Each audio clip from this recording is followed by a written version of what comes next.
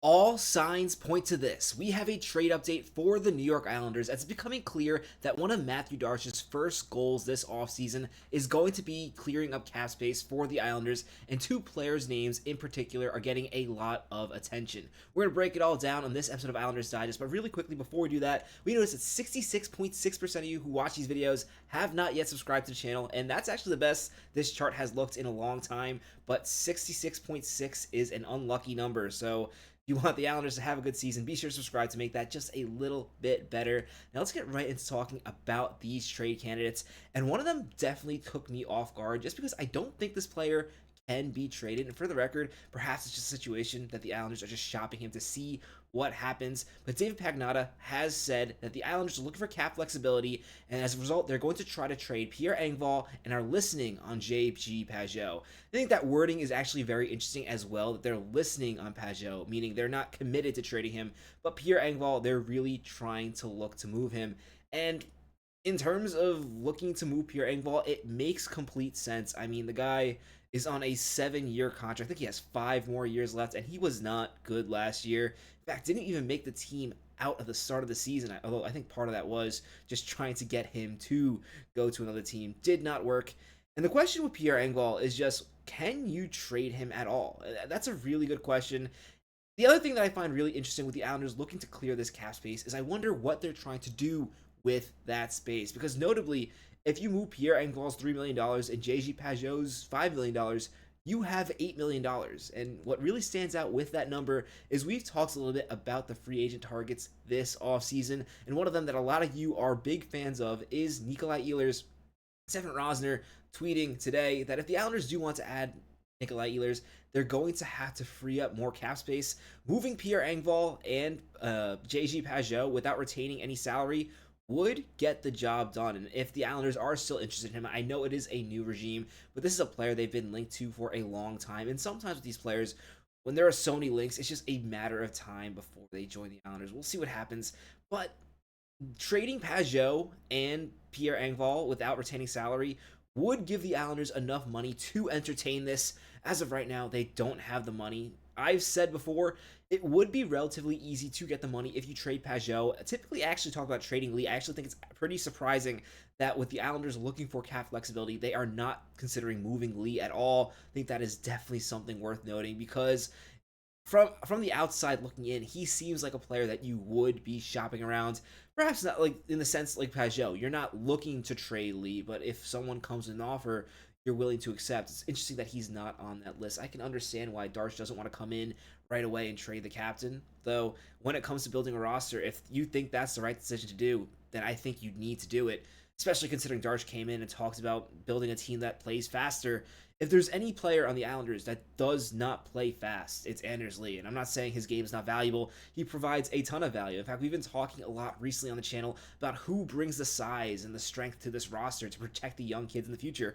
And I think the best answer right now is Anders Lee, which is even more reason to keep him still. If you're looking for cap space, that $7 million would basically give you the money to go after anyone you want this offseason, except for Mitch Marner. You probably have to free more cap space for Marner. But other than that, like, Lee would do it as well. So it's interesting he's not on that list. But now let's really talk about why it makes sense for the Islanders to move these contracts and what they can get in return. And the really interesting one is Pierre Engvall, just because, forget, he also has modified no trade protection, which is ridiculous considering his contract is really all the trade protection he needs. He is locked up for the next 5 years at $3 million. And what's interesting about Pierre Engvall is there have been a lot of talks to just buy him out to free cap. That definitely is an option if Darsh desperately needs more money. My issue with buying players out is it hurts you long term. Pierre Engvall's contract is stuck with the Islanders for 5 more years. We can't do anything about that unless we find a team, take him on in a trade. We're going to talk about how likely that is in just a bit. But first, let's talk about why the buyout doesn't make any sense. If you buy him out, you are now stuck with a portion of this contract, not the full thing, but a third of this contract for the next 10 years. And while you save $2 million for the next 5 years, you're then losing $1 million on the cap for 5 years after that. And while $1 million doesn't seem like a lot, it can add up, especially when we're talking about buying out multiple guys like Pierre Engvall. I don't know, a lot of people want to buy out Scott Mayfield in addition. Pierre Engvall, the buyout would not be too costly if Darsh needs that money desperately to get his players signed. Hopefully there's another way to do it. And another thing, the reason I bring that buyout out when we're talking about this trade is the Islanders still have all of their retention slots available.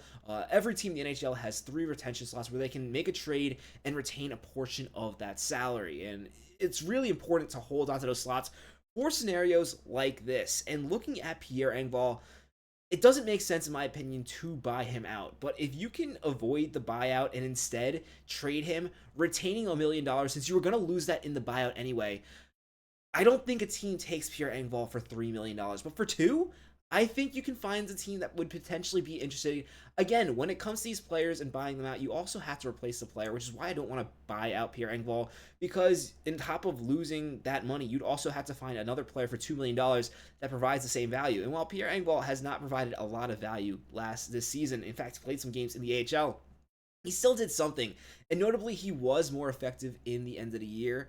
As in terms of return, you would get nothing for Pierre Engvall. In fact, I think you would have to give up something small in return, even though it is only $2 million. That's how bad Pierre Engvall has been. But with those retention slots, that's definitely something interesting the Islanders could consider. And where retention is more valuable is definitely in a case of Jean-Gabriel Pageau. They would have no problem trading his $5 million. I think it's clear with how desperate teams are for centers. At 1 year, $5 million, Pageau does not have a terrible contract. He would be worth it for most teams. But if you retain half, and then the big question becomes, what are the Islanders saving this cap for? Because it's not really useful to trade away Pageau and retain half his salary for this season if you're trying to bring in an Ehlers. But if this is a situation where you're just trying to free up an additional million or 2 million, perhaps even $3 million, just to make sure you can bring back Dobson, Romanov, Siplikov, Holmstrom, Gatcomb, all the RFAs, perhaps even Perunovic, if you're just trying to save up money to make sure you can bring all those guys back, then retaining $2 million on Pageau or something like that could get you a real big return. And that's where it's good. The Islanders don't have retention. The Islanders have all their retention slots where they can use it in a trade like that. And then even if they want to retain on Anders Lee on the deadline, they would still have their 3rd slot. Now, you would be using all 3 slots, although that's not an issue because Pageau and Lee are only on the last year of their contracts. The risk with Engvall comes that you'd be using that slot for a long time. Although I would also make the argument the goal for the Islanders long term is not to be signing more contracts to put on retention slots. Ideally, you're only using 1 or 2 of those a year, so really that should not be too much of a concern. This team is not going into a full-on rebuild. They're not going to need a ton of retention slots. Realistically, a lot of times for most teams, the retention slots are mostly just used as like an additional asset for teams who are rebuilding. Occasionally, a team does get into really bad cap trouble and needs a bunch of them to get out of it. But in the case of the Islanders, I don't think there's really any risk in using all 3 of those slots this year to maximize the returns. And for Pageau, if you do retain half, I do believe you can get, at this point, we were talking in the last video, at least a 2nd-round pick. I think at this point that is a given. You're really potentially looking at 2 2nd-round picks or a value worth something around there where you get a 2nd-round pick and then a prospect that was drafted in a previous 2nd round. With Pageau, just what he provides, just looking at his stats, so many teams need a center like this. He wins so many faceoffs. I think he's around 60% last year. Absolutely ridiculous. In addition, he scored 14 goals, 28 assists. I know he is not going to light the lamp, but that's a lot of value, especially in a free agency class that we've talked about recently that does not have a lot of centers. And I'd love to know in the comments what you think about this.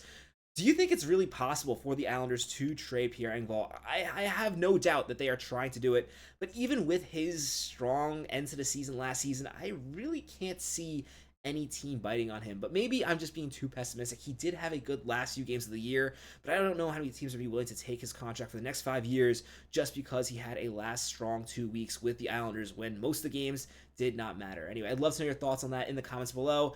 Love having hockey conversations with you guys in the comments. If you haven't already, be sure to subscribe to the channel. Again, that 666 number is not good luck going into next season. My name is Patrick Nilan. Catch you in the next episode of Islanders Digest. Let's go, Islanders.